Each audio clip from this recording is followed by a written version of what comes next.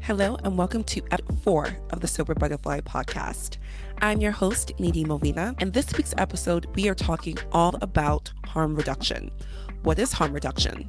Many people have not heard this term before, and for those who think they know what harm reduction is, maybe this week's episode will change your perspective because there's a lot of stigma that exists in the recovery spaces around what harm reduction is.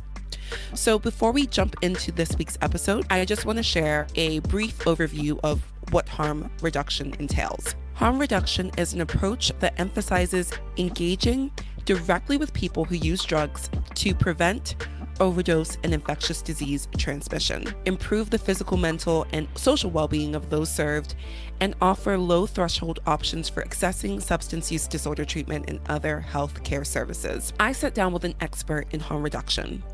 Dr. Delores Blackwell is a multi-jurisdictional licensed clinical social worker, a master addiction counselor, a certified trauma professional, and a certified compassion fatigue professional. She has held numerous administrative and clinical positions within both the addictions and mental health disciplines. She currently serves as the director of Oasis Services at Housing Works.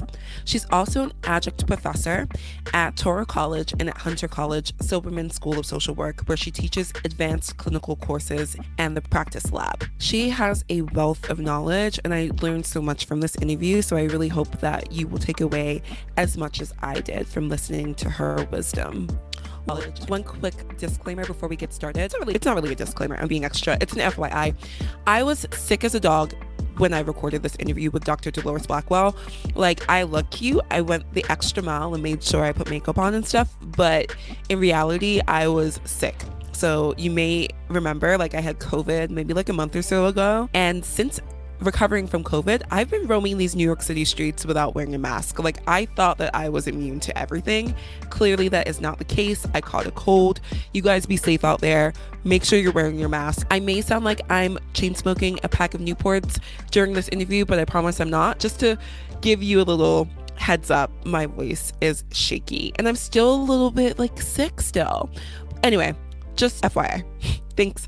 Enjoy the episode. Welcome, Dr. Delores Blackwell, to the Sober Butterfly podcast. We are so honored to have you on today. Thank you for joining us. Thank you so very much for asking me, and I am looking forward to it. I think the audience will really appreciate today's episode because we are learning so much about harm reduction, what that entails, the population it serves, and how it can really help someone who is struggling through addiction and substance abuse. So thank you once again for coming on to the show. Can you just explain to me a little bit about your role with the Housing Works office and all of the support that you offer through the Oasis division of the Housing Works program? Well, I'm currently the director of Oasis Services at Housing Works, and we have 2 locations, one located in Park Avenue in East Harlem, and we have another located in East New York, Brooklyn, New York. I'd like to explain the whole concept of harm reduction if I can. Please. Oh, that was my next question. So by all means, yes. Okay. So when we think about harm reduction, I'd like for your audience to think about, well, what is harm reduction? The first example I love is how many people use seatbelts? Me. I'm raising my hand. And probably everyone uses seatbelts, right? Yes. How many people have that infamous New Year's resolution where they decide, I am going to, and you can fill in the blanks, I'm going to cut down on sugar, I am going to exercise more, etc. Quit smoking cigarettes. Yes, absolutely. Those are all harm reduction based because you're looking to change a current behavior and to reduce the level of impact it has on your life. So when we talk about harm reduction, we have to look at a spectrum. The spectrum of behavior is 1, abstinence-based, I want to stop this. Then 2, we have, I want to reduce this. So I want to reduce the impact that this is having on my life. And the last is safer. I want to do this in a safer way. So when we apply that to substance use or alcohol use, we have folks who may want to stop using completely, okay, and we support that. We also support folks who want to reduce use, such as reducing the amount of alcohol that they're intaking, whether it's on a daily basis or weekly basis, etc. And we also have folks who want to engage in safer use. So for example, someone is engaging in heroin use, etc., safer needles, needle exchanges, etc. The thing about harm reduction is we make no judgment around anyone wanting to stop use, reduce use, use safer, etc. And that's a little bit different than abstinence. And so we want to make sure that folks understand what the whole spectrum of harm reduction looks like and the importance that it meets people where they are. Because not everyone is ready to stop using, but some may be ready to reduce use or use safer. Wow, that's prolific. I really like the example that you provided in the sense of a New Year's resolution, right? Most people have these great intentions when they set these goals, but sometimes if they're too extreme and we're not seeing the progress that we'd like, we feel disheartened. And it's like, for example, if I say I'm going to quit smoking and I'm an avid smoker, that overnight turn is not necessarily realistic. And so then I feel like I'm a failure. And then the goal just goes out the window. So sometimes you feel overwhelmed if your goal is set too high. So I understand that model, and I really appreciate you bringing that into perspective for us. Would methadone clinics be considered harm reduction as well? Yes. I think those are the two things I hear. Like people will reference methadone clinics and then the syringe exchange programs. Yes. Yeah. Those are actually harm reduction strategies as well on the safer use spectrum. Got it. So harm reduction is not just about safer injection sites. And I think that particularly in the city and in particular spaces and in particular moderators like to use harm reduction and weaponize harm reduction in that way. Harm reduction is any behavior that reduces harm. So it's seatbelts, it's diets, it's the whole gamut. And I think that that's important for folks to know. So if someone is struggling with a substance abuse issue, you mentioned that they can just walk into one of those two locations, one's in East Harlem, one's at Park Ave. What is the process like for enrolling or receiving support or services through Oasis? Housing Works has really been, I like to call it the OG of harm reduction, where they've been operating within that model for years. And our thought process is meeting people where they are. So during the first initial appointment, of course, we do the regular forms that we would do with anyone, consents, etc. But we talk about what brought them in. What are their needs? And we try to figure out if we're the best program for them, and also if there are other programs within Housing Works that they may need assistance from as well. During that assessment, we ask a number of different questions about their life experience, current services that they may need, of course, their substance use, alcohol use, family, trauma, the whole gamut. I think so many people assume they're going to an outpatient program or just going into any program with this idea that they just want to quit the substance and not necessarily understand the underlying conditions that may persist even once you've given up that substance. Right. So I really love that Housing Works is doing the assessment and asking those tough questions and also providing support not just to the patient but also to the patient's family. I think that's incredible. What demographic of people are typically coming into the offices? What does that look like in terms of their gender, in terms of their race, in terms of their age? Just wondering what that spectrum looks like as a holistic picture. Interestingly enough, it generally tends to be 80 to 85% male, African American, and about the ages of, I'd say, 25 to 45. Wow. And that's what we generally tend to see.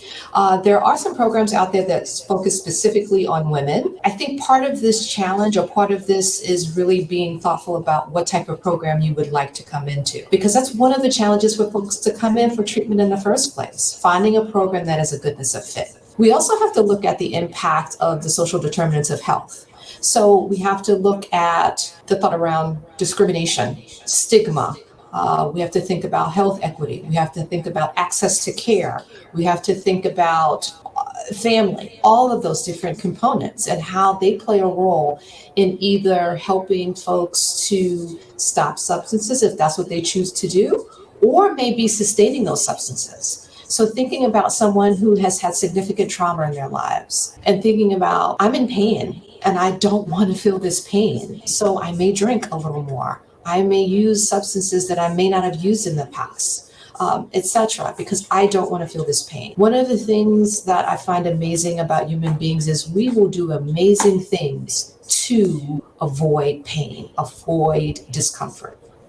You hit a nerve. Yes, we will. Do you call it therapy, like that your office is providing? Are they providing that support in terms of understanding what's going on behind the scenes? What's driving that person to use? I think that during the assessment process, when we're talking about housing and we're talking about family and we're talking about trauma and all of the different moving pieces, we're looking at this person as a whole. And I'm very cautious about using the word therapy because there's a certain stigma, particularly in the communities of color, around therapy. The immediate is, I'm not crazy. I don't need this. There's all of these different negative connotations attached to the word therapy. What we do is provide support to meet people where they are and where they want to be as they move throughout their lives. Thank you for highlighting that. I have people in my family who have had traumatic experiences with therapists. And this is like in the 80s, 90s, where I don't feel maybe they were as progressive in terms of mental health as we are today. So it was a sense of like, you have a chemical imbalance. That was sort of like the diagnosis, right? That's AKA, you are crazy. Here, take some medication. Not really getting to the root causes of what was driving the behaviors to begin with. So yes, I can understand, especially in communities of color where that word is still seen as like a negative connotation. And it also impacts people coming into treatment. So one of the key components of one of the moving pieces of why people may not seek out treatment at all, besides the abstinence space or being told that they have to stop, is lack of health insurance or coverage, stigma from family, neighbors, friends, and sometimes not being ready. When you said not being ready, that was where I was going with it. So what causes someone to come in for help, voluntary help, and then get to this place of a roadblock where they are not ready to receive the actual care and support that they need to reduce their harm? I think for different people, it looks different ways. I think generally, most of us seek out help in a time of crisis. And the crisis doesn't have to be a level 10 crisis. It can be a level 5, it can be a level 4. And I'm just using that as a way to concisely put it. So let's say, for example, someone wakes up and they realize, I have no more money and I don't know how I'm going to get my fix. And then they begin to feel the physiological symptoms of not having that fix. That might be like, you know what? I need to stop. I need to do something. I need to do something different. I can't keep doing this. And then knowing where a program is, having access to that program becomes key. And that's just one small example. But for different people, it means different things. It could be a family member who says, listen, I cannot deal with this anymore. You need to get help. Okay. So different people have different reasons why they may seek out treatment. And that doesn't mean just because they come through the door that they're going to stay in treatment. Because again, when we go to those uncomfortable places, when we're dealing with potentially trauma, when we're dealing with housing and all of the other things, it can become overwhelming. And the last thing we're thinking about is, you know what, I got to go to this group today, or I have to go to see my counselor today. It might be, I need to deal with this concrete need first. And somehow treatment gets lost in that. What is the tenure of treatment? Is there like a set timeline in which somebody comes in through the door and then they exit the program, or is it case by case? It is a case by case basis. So we have people, depending on which program I'm talking about, we have folks who come fairly quickly through our program in a few months. We also have in our Park Avenue program, folks who've been here for years. When they leave our program, we hope that they're leaving having a better quality of life than when they came in. So whatever their goals are, we hope that we can help them achieve them as best we can. And we also offer continuing care. So we don't just say, okay, you're discharged, you can leave now. We also continue in care component where I like to call them booster sessions, where if someone is in need of assistance or wants to come back, or they need once a month for someone to check in, they can continue with our program as well. Right. Is there anything that would like disqualify someone from being a part of the program? I know that you meet people where they are, and I'm assuming there's more sense of trust there where people are honest about what they're doing. But is there anything that would disbar someone from continuing care with Housing Works or the Oasis program? I would say no, unless they decide that they don't want to continue with us. We don't not take people based upon their ability to pay, because the great thing about Housing Works is we're located in federally qualified health centers. So we can actually see people regardless of their ability to pay, whether they have insurance or not. So that's not an impediment or a barrier. I would say the biggest thing that might lead to someone potentially being discharged from the program if they don't want to leave is if they're bringing substances or alcohol on site. I see. Because they're putting other folks at risk. That makes sense.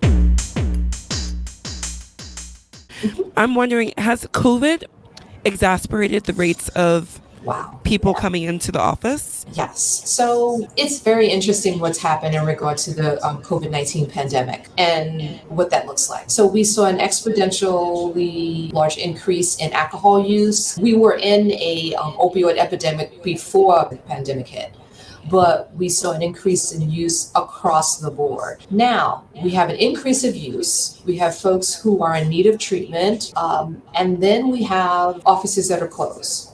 We have spaces, programs that are closed, services that are not available, or services switched over to virtual and they were providing telehealth. But that's under the assumption that people have access to computers, have access to phones, have access to the ability to connect to those services. So it was a perfect storm. So you saw this increase in alcohol use, increase in drug use, etc., decrease in access to services, and the services that were available, much of them were being given through telehealth, etc., with the expectation that people would have the ability to access the services. So we're still recovering from that, because much of the services or services that are still being offered are still operating from a space of telehealth, because we continue to have, particularly in New York City, the continued COVID surges, etc. So it has been very challenging in some ways. But yes, COVID-19 hit folk who are struggling with addictions in a major way. And also add the policy component, because I know I'm going to controversy land, which I'm okay with. I'm okay with that too. Think about the services when we had the initial shutdown. Can someone explain how liquor stores were deemed essential services? Oh my gosh. So we're talking about isolation. We're talking about the availability of a legal substance. We know it's legal, but we saw an increase in alcohol use. And the only socialization some folks were having was going to the liquor store. And people who may not have ordinarily drank or may have increased drinking is in a direct response to COVID-19 and the isolation and the fear and the trauma of it all. I never thought about the essential stores component, how liquor stores were considered or deemed essential. I don't understand. And you would see long lines and you're wondering, where are all these people coming from? 9:30 a.m. 9:30 in the morning a.m. You see folks lining up so that they could get in first. I left New York March 2020 and went to Florida. So I think I was a little shielded from that. But since I've been back, I came back last summer, I see more of a homelessness population present. I see in broad daylight people engaging in intravenous drug usage. That's not something that I would see in broad daylight. That's something that you would see after night. And I didn't know exactly if it was correlated to COVID, but that was my assumption, and it sounds like it was. I think it is in some level. I think time will tell what that correlation looks like. I know that there are a number of research studies out there looking at COVID-19 and the impact of addictions, mental health, etc. I've read quite a few studies and research that is looking at what exactly is the impact, not only on adults, but also children in response to the COVID-19 pandemic. Of course. Children in general, or children of those suffering from addiction? Or both. I can imagine. Wow, that's incredible. So just a couple more questions for you. Thank you so much, Dr. Blackwell. So it sounds like through this harm reduction approach, you're meeting people where they are. So people are disclosing private information about the things that they're doing, the drugs that they're using, for example, the trauma that they're suffering from. Are they setting goals for themselves in terms of what they want to reduce or if they want to abstain? Absolutely. Okay, is there a point in time when you feel like it's time to tell someone, okay, like you're doing a good job with this, that's go beyond. Let's see if we can move more towards abstinence. Even if that's not their goal, if we can get them to a place where they're reducing the harm even more. I think that we have to be very, very thoughtful and careful around that. Meeting clients where they are is indeed not just an ideology, it's a practice. Right. So Okay. while we may see a client who might benefit from an abstinence-based goal, unless they're ready to go there, we don't bring up that conversation. But Got it. we do during each session, whether it's in our group, individual sessions, talk about where they are right now. What would they like to do? Do they see something changing? And we do throughout the treatment process check in with folks. And we have folks who initially may come in, I want to use safer, but then change their mind and say, I want to go abstinence. One of the things is that we're very thoughtful around providing a very non-judgmental and empathic environment. And so we have to be thoughtful about that intervention, what that looks like, and what the client is willing and ready to do. Because if we introduce abstinence too quickly, we may lose the client. But we do the psychoeducation around harm reduction and let them know that their goal can change at any time, and we're ready to change our approach at any time. Okay. That's beautiful. Thank you so much. And then I guess my final question for you would be, what would you like people at home to understand about harm reduction, the approach? What stigma do you think needs to be deadened? We can deaden it right here and right now.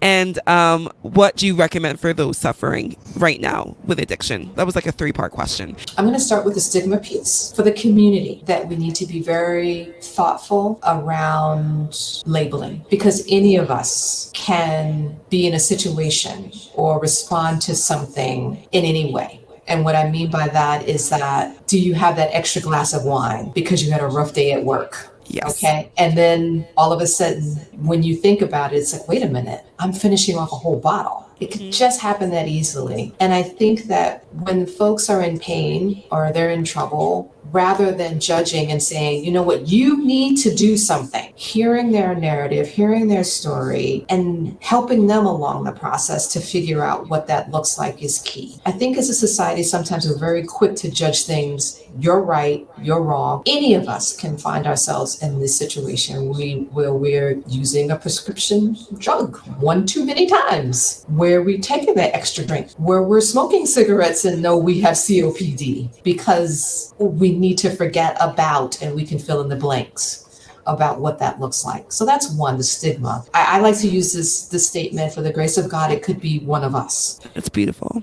So being very thoughtful around that, being very careful around, not judging others, because it could be you, it could be somebody you know. That's one, around the stigma. 2, if you are suffering in silence, you don't have to. If you don't want to come into a program, that's your choice. That's okay. But is there somebody you can tap into? Can you tap into a friend? Can you tap into a community? If you don't want to come into a program as in NA, AA group, Gamblers Anonymous, any of those groups that you can go into and sit in silence. You don't have to necessarily say anything, but feel like you're not doing this alone. The whole concept of mutual aid. You don't have to suffer in silence. It's someone. Sometimes you have to look a little hard to find out who that someone is. If you don't want to walk into a program or pick up a phone, Google. But do that. If you have access. If you have access. And also SAMHSA has recently launched a line 988, which is a divergent from 911, 988, which is a 24/7 line for folks who want to talk about a variety of different things, whether they're thinking about harming themselves, whether they're engaged in substance use and they want to try and find help, etc. That's a 24/7 line. They don't know who you are. They just know that you're a person on the phone. So even if you don't have someone in your immediate area that you think that you can talk to, you can pick up that phone and call 988 to find access to someone who will just listen. Once you talk about something, once you bring it to the light, it has less ability to eat away at you, less ability to cause you harm. And that in itself is harm reduction. It takes the power from it. Dr. Blackwell, you really are just a wealth of knowledge, and I feel like you shared so much gems. I particularly love how you just were sort of like, let's eradicate these labels and understand that we are all human. And in hearing from you, I can attest a little bit more to like all the good stuff that I know happens from people I know that have gone through the program as well. Thank you for all of the work that you do. And thank you for destigmatizing a lot of the labels that we as a society have deemed as fit, and even in the recovery spaces, right? Like some people turn their nose up to harm reduction because they feel like abstinence is the only way to go. People are going to do what people are going to do, and sometimes you can't just wave a magic wand and say I'm going to quit tomorrow. Right. Like you said, like you want everyone to walk away with an improved quality of life. That's the mission. And harm reduction we take no stance. I interviewed my cousin last week. She's a social worker, and I asked her what she thought the most dangerous drug was. Do you have an opinion on that? Because she said alcohol, and I was actually surprised by that. Actually, yes. I mean, alcohol is one of the most dangerous. And I say that because of legality of it. That's what I'm thinking. It's so legal. It's a rite of passage. You become 21 years old, you can drink. But we've actually worked with folks who have drank, much earlier than that. I think alcoholism is one that we need to watch. Why are there no checks and balances? Like I'm feeling a little under the weather, right? I went and bought Robitussin a couple days ago. They wanted my ID. They want to track how many times I'm buying Robitussin. Why isn't one tracking how many times I purchase alcohol in a given span? Now you're getting ready to take me to another controversial place. I'm going to tie it to money. Who's making money off of it? Who's making money off of the use? And who's making money off of who's using? And we know disproportionately our communities. We can talk about the crack epidemic, the 80s, when we know crack was being sent into our communities, and we can go on and on about what that looks like. So I think what becomes legal, what's illegal is based upon who's making money and who isn't. Valid. The liquor stores being essential during the pandemic. Yeah, how the heck did that happen? That just blew my mind because I never really considered that until you said that. And this is not just New York State. There were a number of states where the same thing happened. Definitely Florida, where I was. Definitely Florida. Insane. Well, thank you so much for touching on just so many relevant things that I think also will give people more to think about and potentially research.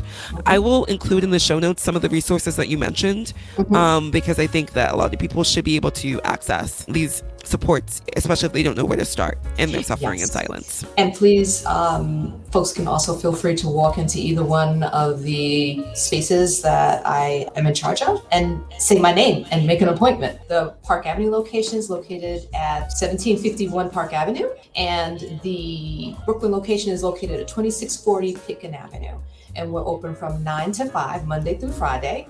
And we accept walk-ins and or individuals who want to come in to receive substance abuse services. Amazing. Thank you so much, Dr. Blackwell. You're welcome. Thank you.